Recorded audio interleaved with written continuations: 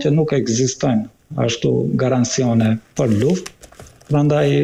kisha bërë thirrje diplomacisë iraniane që të tërhiqen nga kjo kërkesë për shkak se është qesharake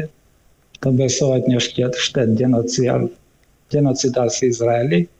që të mund të kërkojsh nga ata që nuk do të sulmojnë, kurderisa ata në vitin e fundit kanë vrarë 10 mijëra fëmijë. Pra është qesharake kërkesa e Iranit. Qartë. Zotauti, nga ana tjetër është zhvilluar një telefonat mes ministrit i jashtëm gjerman dhe homologut të tij iranian Abbas Arghachi, ku është diskutuar mbi zhvillimet në lidhje me programin bërthamor të Teheranit, por dhe situatën problematike tashmë ashtu si e dim në ngushtisën e Hormuzit. Mendoni se tashmë po rritet dhe roli i Gjermanisë, le të themi si një ndërmjetës në krizën mes Iranit dhe Shteteve të Bashkuara të Amerikës, dhe nga ana tjetër, kjo telefonat a është një hap drejt rifillimit të negociatave? Gjermania nuk mund të jetë ndërmjetësues ndërmjet kësaj lufte. Gjermania është palë, Gjermania është një kukull e Izraelit dhe e SBA-s. Kur filloi agresioni izraelit amerikan kundër Iranit, kancelari gjerman Friedrich Merz ishte në shtëpinë e bardhë dhe përkrahu agresionin kundër Iranit dhe gjatë gjithë kohës, sikur gjatë gjenocidit në Gaza apo tani gjenocidit që përpiqet ta bëjë në Libanon, Gjermania është furnizues i dytë i arsenalit ushtarak për Izraelin pas SBA-s dhe asesi që mund të bëhet ndërmjetësues. Tani Gjermania e ka hallin se nuk ka energji të mjaftueshme, për shkak se për politikave të dështuara të tyre, ata thuajse i shkatruan të gjithë qendrat nukleare dhe ishin të varur nga gazi i lirë që e mirnin prej Rusie nëpërmjet tubacioneve, dhe kur filloi lufta në Ukrainë, ne e dim që SBA-ja arriti dhe me shtetet tjera të NATO-s që të shkatrojnë ata tubacione të gazit që prej Rusie shkonin në Gjermani dhe Gjermania përfiton në industrinë e saj nga gazi i lirë i Rusisë, dhe tani përderisa nuk merr gaz dhe naftë prej Rusie, të paktën drejt për drejt, dhe prej Amerike është shumë i shtrenjtë gazi dhe me atë çmim të lartë ata nuk kanë përfitime për të prodhuar në industri, ata ishin të varur nga gazi që vinte nga Gjiri Persik, vinte po ashtu edhe nga Katari, po ashtu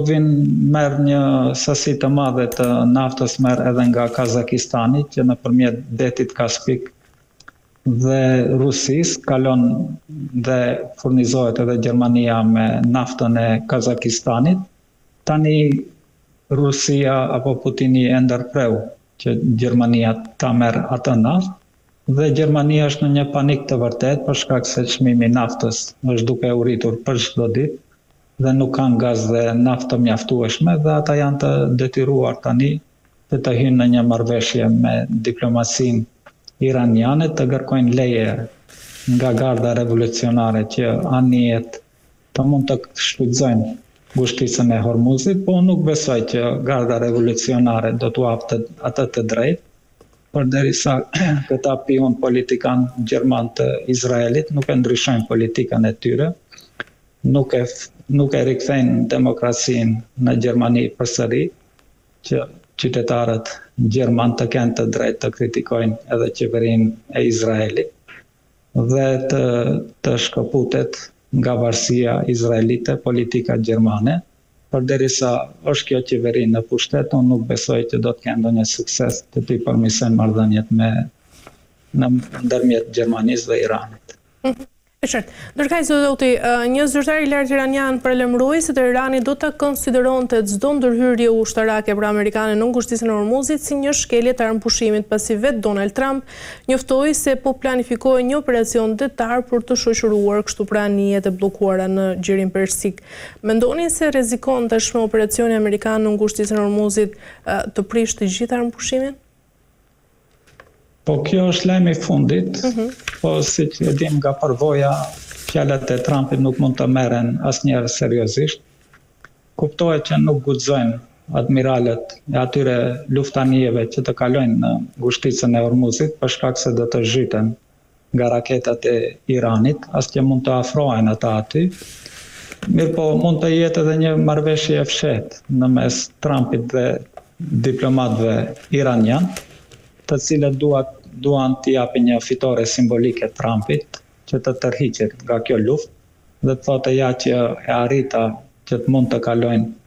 anije tregtare në për ngushticën e Hormuzit dhe se çka do ndodh mbas një muaji, 2 muaj, a do ta ndërpres Irani përsëri ngushticën e Hormuzit apo do ta bllokoj. Besoj që nuk do të jetë më aktuale në mediat amerikane për shkak se do të fillon kampanja për zgjedhjet parlamentare dhe mund të jetë një marrëveshje në mes tyre, por çështja se a pajtohet Garda Revolucionare me këtë. Mbas deklaratave të fundit, Garda Revolucionare nuk pajtohet dhe nëse ato anije përpiqen që të kalojnë aty, luftanije amerikane, kuptohet që do të sulmohen dhe ndoshta kjo edhe mund të jetë një pretekst i Trumpit për shkak se ai e humbi të drejtën që të vazhdoj këtë luftë për shkak se kaluan 2 muaj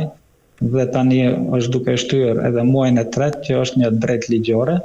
Mirë po mbas 3 muaj nuk ka të drejtë që të vazhdoj këtë luftë dhe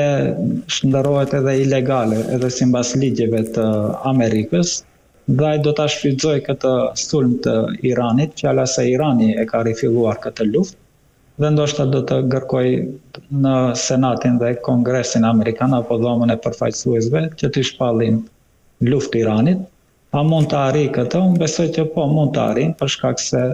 të gjithë kongresmenët janë të sponsorizuar nga lobi Izraelit dhe nëse Izraeli mendon që ka gjasa që të përfitojnë nga një luftë më e zgjeruar me Iranin, ato do të japin atë të drejtë presidentit Trump. Mirë po nga ana tjetër pasojat ekonomike janë të mëdha për qytetarët amerikanë për shkak se ata e paguajnë shumë shtrenjtë naftën. Nëse e marrim